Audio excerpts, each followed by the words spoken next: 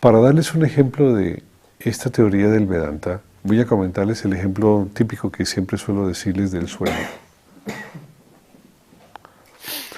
Cuando nos internamos en el sueño, allí aparecen diversas modalidades de sustancias. ¿Estamos de acuerdo? ¿Sí? Sustancia es todo lo que tiene sustrato, es decir, todo lo que puede ser medible, todo lo que puede ser mesurable. ¿Estamos de acuerdo? No calificado, calificados son los adjetivos.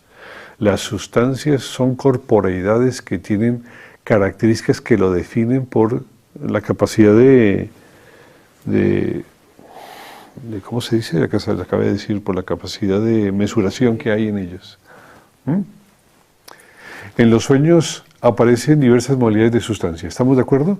¿Aparece sustancia en forma de éter, en forma de espacio, sí o no? Sí. ¿Aparece sustancia en forma de aire?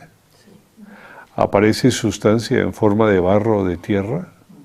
¿Aparece sustancia en forma de carne o de sangre? ¿Aparece sustancia en forma de concreto o de hierro?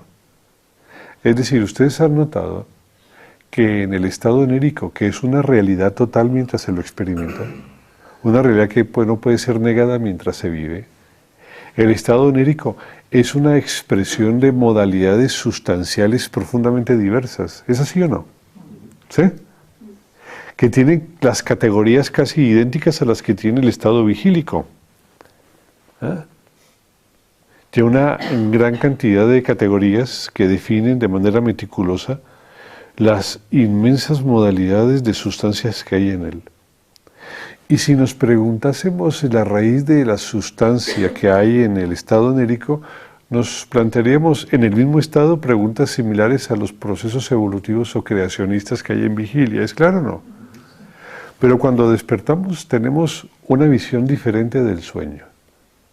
Y sabemos que todo lo creado gracias a esta nueva visión consciente que tenemos de la vida, ¿no?, nos lleva a afirmar de que cualquier modalidad de sustancia no es más que la expresión de la manifestación consciente de un soñante. ¿Estamos de acuerdo o no? ¿Sí? Pero eso solamente cuando ¿qué? Cuando despertamos. Mientras no se despierta, es decir, mientras no hay una conciencia diferente de la realidad que nos envuelve, asumimos una conciencia asociada al lugar donde nos encontramos. El hecho de despertar del sueño nos sitúa en un lugar privilegiado para poder analizarlo, al sueño. Es decir, podemos analizarlo y convertirlo en objeto claro y de disquisición. Cuando convertimos al sueño en un objeto claro y de disquisición, notamos que evidentemente todo lo que allí se produjo, todo lo que allí existe y las diferentes modalidades de sustancia que han aparecido no son más que la prerrogativa creativa de un soñador que mientras existía alentaba la existencia de todos esos eventos y de las diversas categorías en las que se manifestaba la misma sustancia. ¿Es así o no? ¿Sí?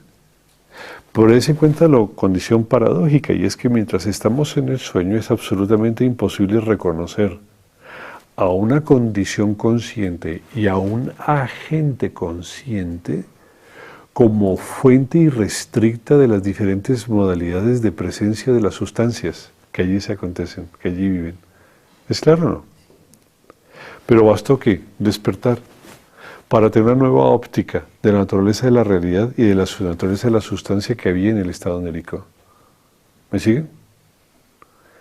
Y ustedes pregúntense, ¿cómo el estado onírico, que posee tal variabilidad de sustancias diferentes las unas a las otras, pueden tener como esencialidad la exclusiva condición consciente de un agente que está soñando y que se llama soñador o soñante? ¿Estamos de acuerdo? ¿Es cierto que es asombroso? ¿Sí? Bien. Desde la perspectiva del Vedanta, hay algo similar al estado onírico en el proceso vigílico, es decir, las diferentes gradaciones que hay de la sustancia o de las sustancias en estado vigílico pareciera que hacen parte de un problema netamente activo y evolutivo de alguien que ha creado esa circunstancia o esas circunstancias. Y no lo creemos y asumimos que es así. Hasta que finalmente se despierta a otro estado de realidad. ¿Me siguen? Ese estado de realidad se denomina básicamente la meditación o un estado de percepción no diferenciada. Cuando la condición consciente del agente activo, del sujeto activo, cuando la condición consciente del objeto que es pasivo en la cognición, y cuando los tentáculos que tienen el poder de relacionar objeto y sujeto se empiezan a manifestar desde una perspectiva eminentemente no dual, es decir, cuando los tentáculos relacionan algo que al ser conocido no se diferencia de quien lo conoce, esa es la base de la no dualidad.